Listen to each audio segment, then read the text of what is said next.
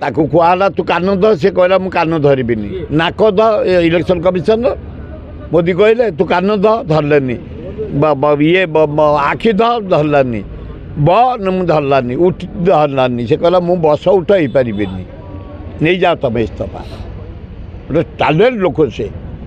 तार फिर नोटिफिकेशन ला गोटे दिन भितर राष्ट्रपति दस्तखत करते गोटे दिन भितर से भाया लोक देखु छाड़ी पलाऊे भाया दुर्दांत लोक पाखे गोटे बेला खरा गोटे प्राइम मिनिस्टर चेयर गोटे प्राइम मिनिस्टर एकछत्रवाद ईडी जरिया सीबीआई जरिया इनकम टैक्स जरिया जो एकछत्रवाद चली तार जवाब देवे जनसाधारण ए गणतंत्र महाविपद पृथ्वी इतिहास रे कलंकित होगला